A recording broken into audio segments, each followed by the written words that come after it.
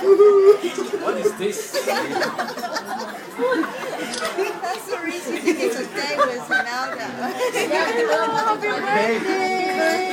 Happy birthday! Sabi niya, table for two. Sabi ko, paano ba yun? You should just write a password. 2+10. Sino may pakalan nito?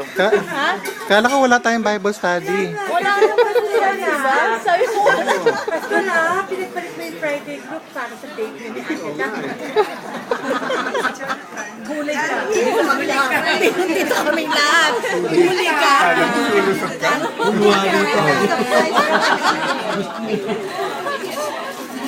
Hindi ka makalampas na yun. Hindi ka lulusot. Ano? Ano? I inquired for table for two. And I was really wondering why Imelda was smiling. She was looking for someone else. I don't know.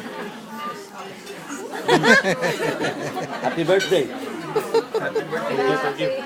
Happy birthday. Wala naman yung sarap ng ulo.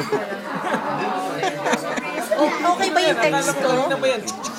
Okay ba yung Pili text ko na yan. Pastor, can I have the number of Yahweh? I'm just Can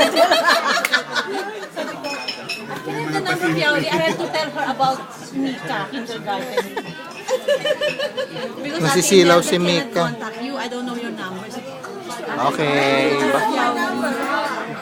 I asked from him. Oh, yeah.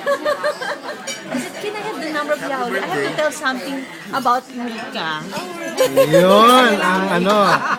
Ayun, ang mastermind. That's why he's still waiting for him and call him. Ang laki talaga. Hello, Ate Dang. Ate Dang. Pero ito yung